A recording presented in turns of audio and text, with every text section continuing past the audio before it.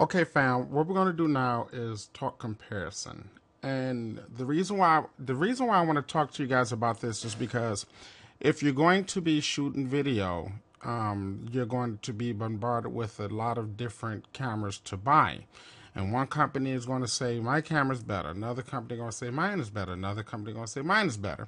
So what we're going to do here is I'm going to try to help you to discern what type of camera to buy for what we're trying to do. Right off the bat, I would say a Canon. But before I just draw my own conclusions, I can try to help you draw your own conclusions by giving you a little bit of history of both and, help you make the final decision. I would say let's look at it like this, fam. Let me try to talk to it in terms that you might understand more.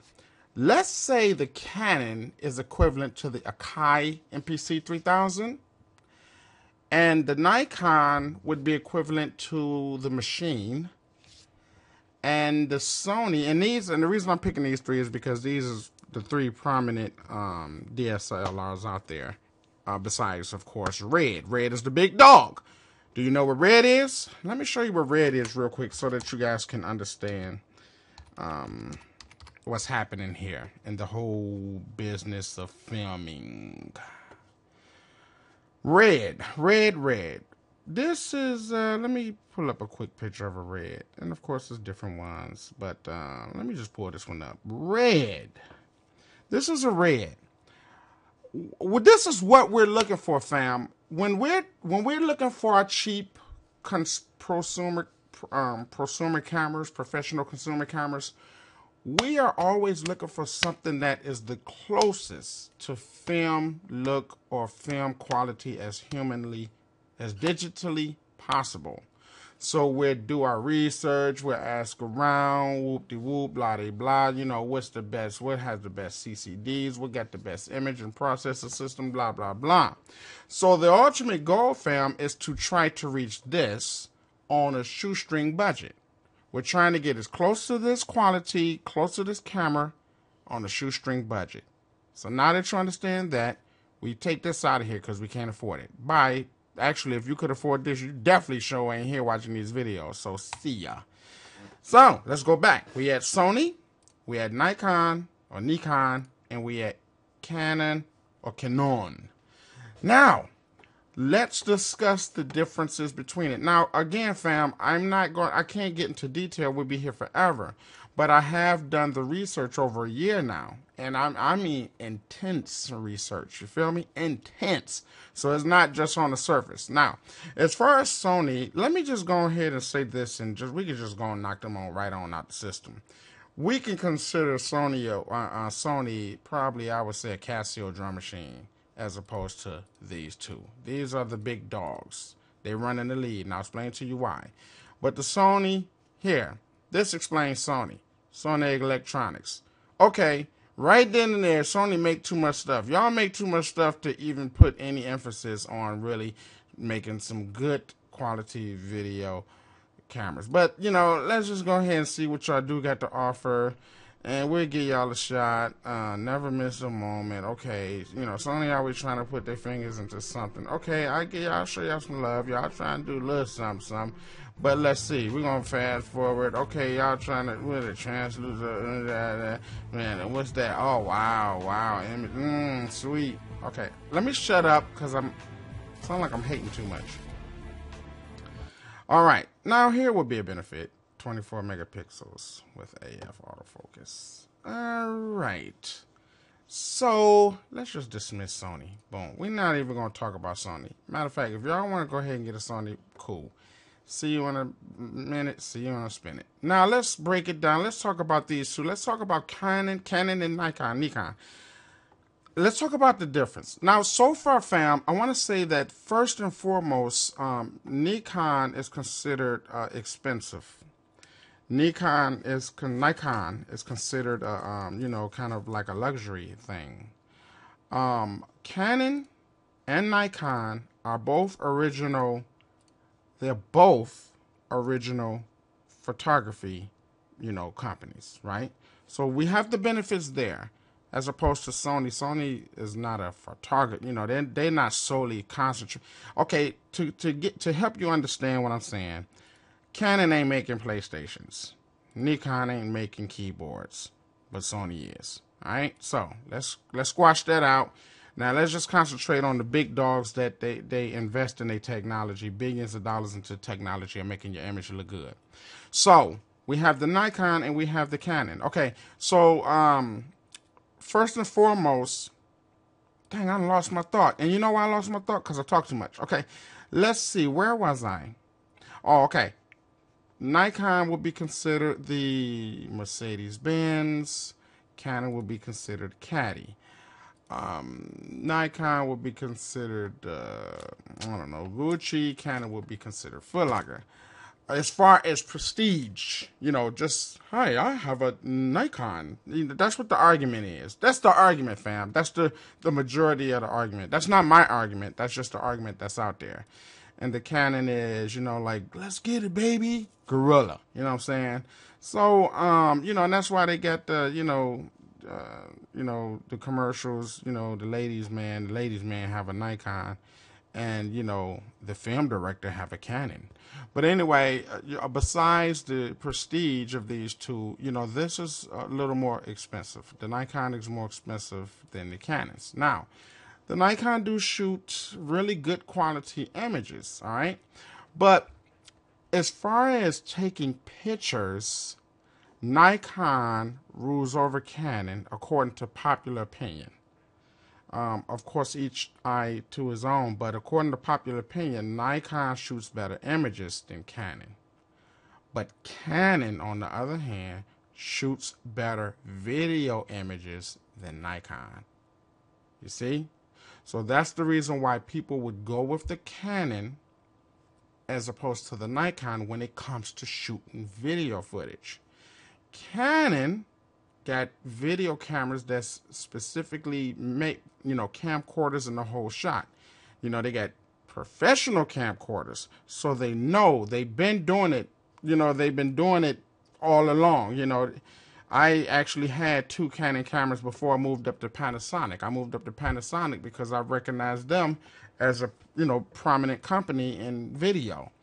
But, you know, when you look at the Canon and, you know, the quality of the Canon, you're like, hey, okay, if we're trying to do something professional, let's go to Canon.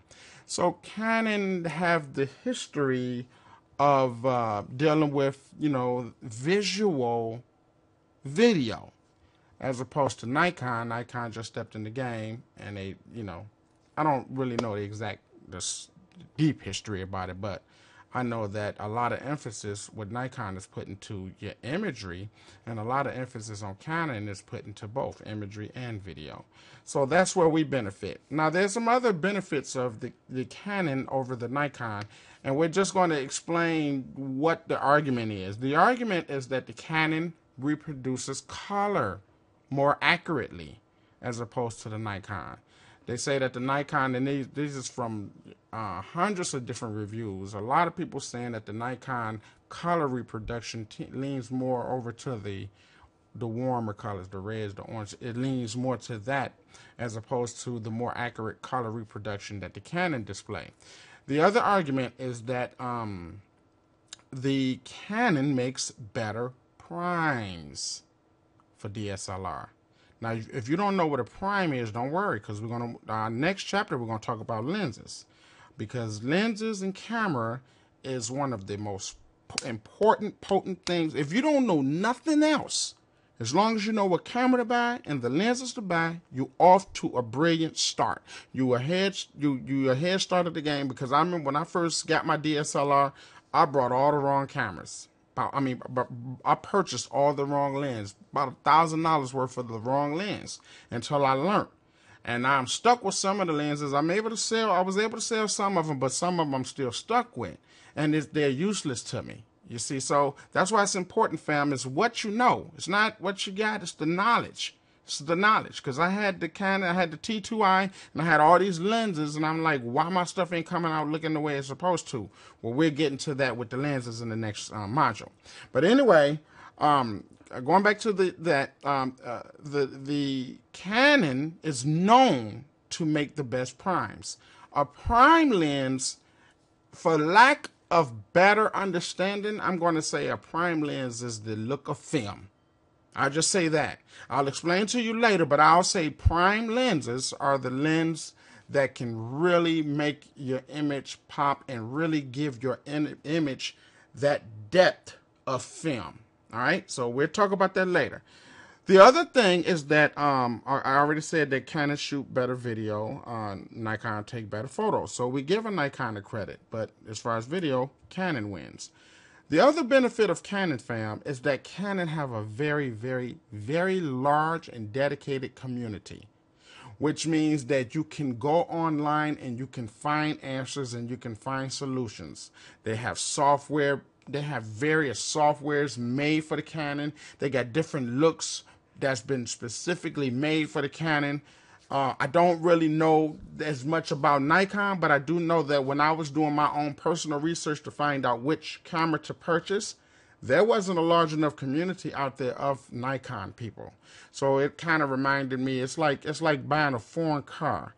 You know, even though a Jag, everybody know a Jag is banging. Everybody know the Jag is bumping. But Jags is kind of cheap now. Why? Because it's only a handful of people that got them. Why? Because when them puppies break down, where you gonna get it? Go get it fixed. But if you had a domestic car, a domestic Canon, so to speak, you got more support. You can go to homeboy next door. He know how to change your tires. He know how to fix your brakes. But you got that foreign Jaguar, you don't have a big enough community. So when I was doing my research, it just wasn't enough people screaming Nikon, Nikon, Nikon. And I looked at comparison videos, YouTube videos, this and the other, and it was still just like, quality. Actually, the Nikon quality might have been a little better, but the Canon had this it just had a look.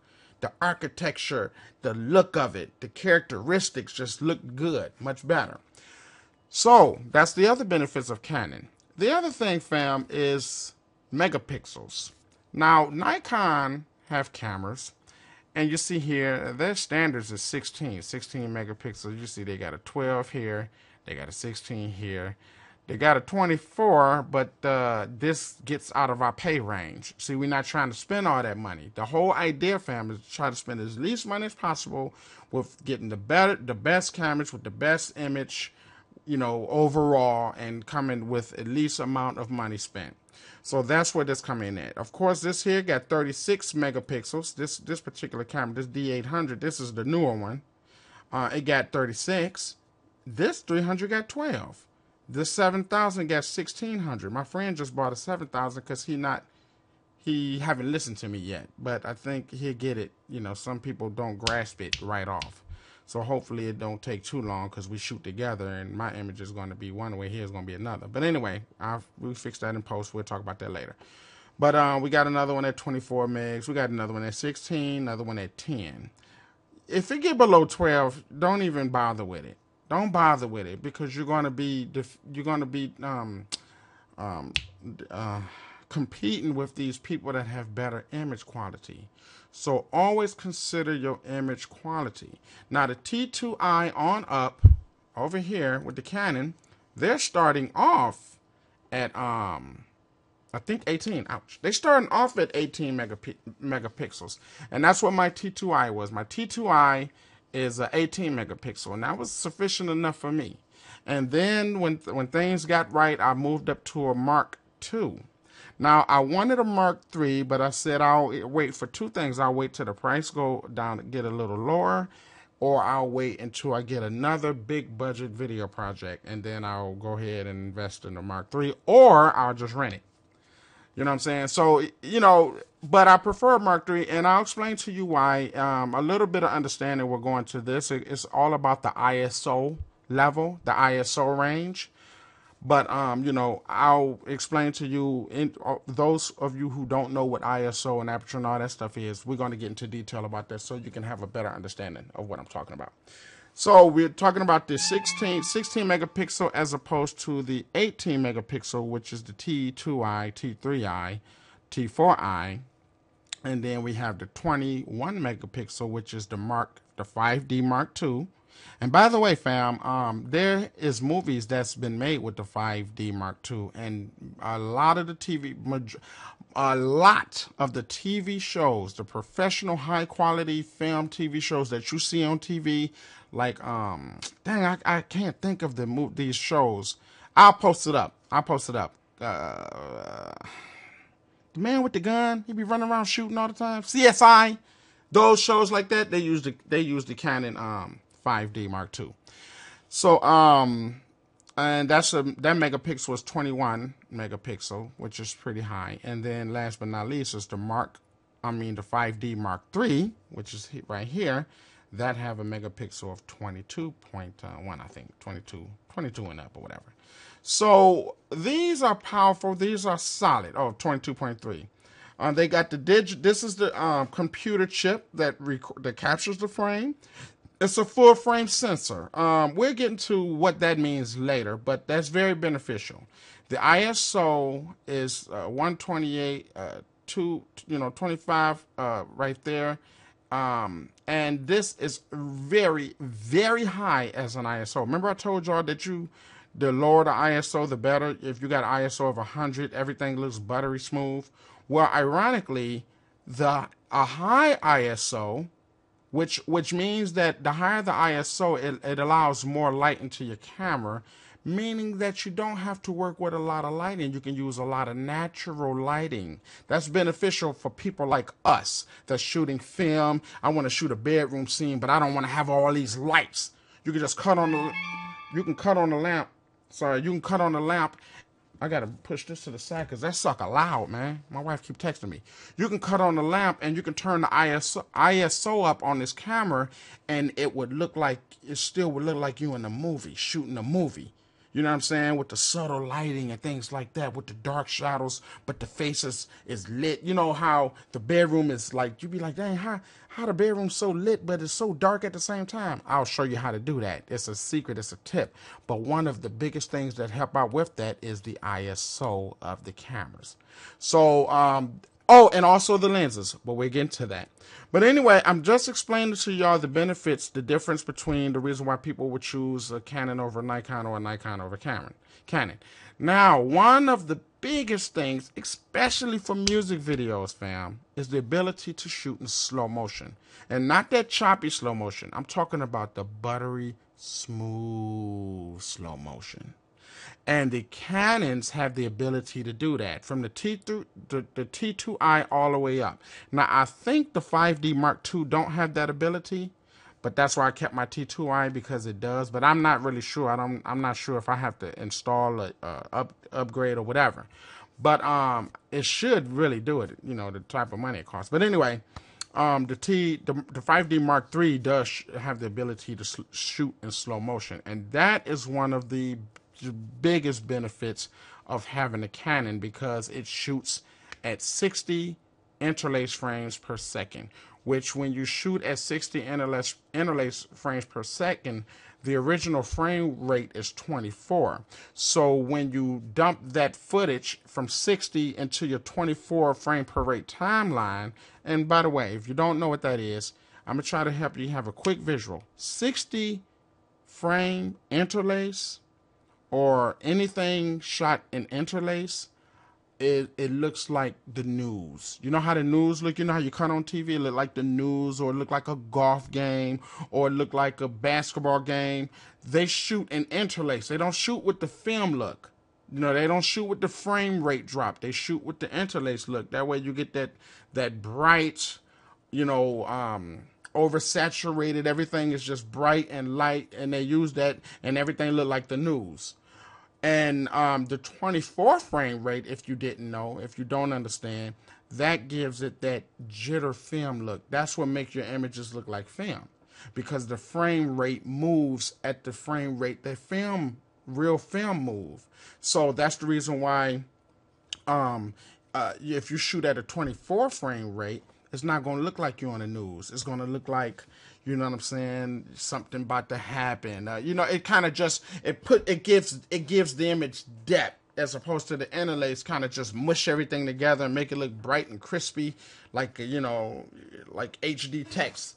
But you know, that film look, that 24 frames, it does everything down, and it give it motion, and it give it a certain feel and look, and that's what give it that film motion look. So that's what that's about. So anyway, that's one of the biggest benefits, is the fact that it can shoot in slow motion at that higher frame rate. And last but not least, it's considered the industry standard for prosumers.